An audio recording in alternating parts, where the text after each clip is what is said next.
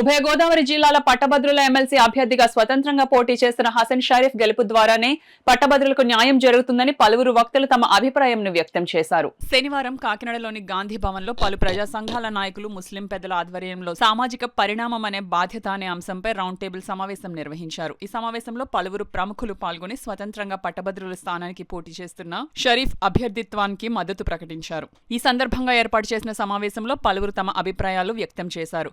శాసన మండలికి జరుగుతున్న ఎన్నికల్లో మెరుగైన సమాజ నిర్మాణానికి నాంది పలకాలని, అది షరీఫ్ గెలుపు ద్వారానే సాధ్యమవుతుందని వారు తమ అభిప్రాయంను వ్యక్తం చేశారు. కాకినాడ పరిసర ప్రాంతంలో ఉన్న ప్రైవేట్ కంపెనీలో 75% ఉద్యోగాలు స్థానిక పట్టభద్రులకే ఇవ్వాలని గత ప్రభుత్వం తెచ్చిన చట్టం పూర్తిగా అమలు చేస్తానని షరీఫ్ పేర్కొన్నారు.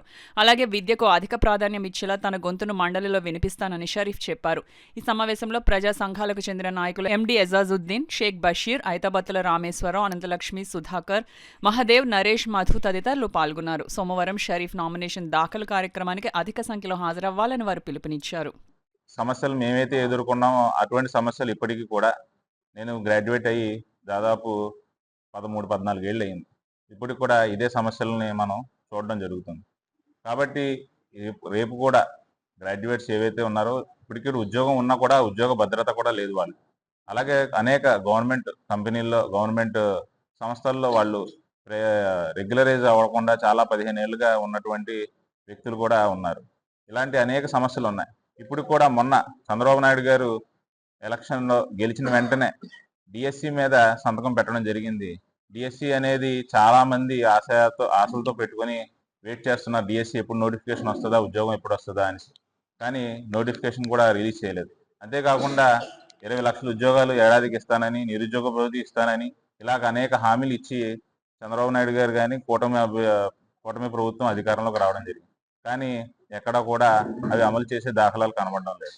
మరి కూటమి నుంచి ఎమ్మెల్సీ అభ్యర్థిని ఒకరిని ప్రకటించి ఇప్పటికి ప్రచారం చేయడం జరుగుతుంది.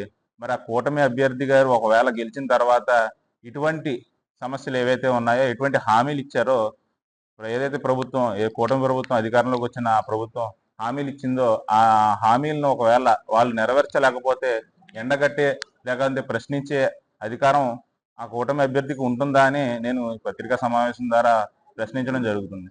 ఒక ఇండిపెండెంట్ అభ్యర్థిగా నేను పోటీ చేస్తున్నాను కాబట్టి, నేను ఏ పార్టీకి అనుకూలంగా ఏ పార్టీకి లేను కాబట్టి తప్పకుండా నేను ఒకవేళ గెలిస్తే మాత్రం పట్టభద్రుల యొక్క సమస్యలను చట్టసభల్లో తప్పకుండా గళం ఎత్తి వాళ్ళ సమస్యకి పరిష్కారం నేను తీసుకురాగలనని ఈ సందర్భంగా తెలుపుకుంటూ, మరి ఇండిపెండెంట్ క్యాండిడేట్ లాంటి నాలాంటి వ్యక్తుల్ని మరి గెలిపించాలని ఈ పత్రిక ముఖంగా పట్టభద్రులందరినీ విజ్ఞప్తి చేస్తున్నారు.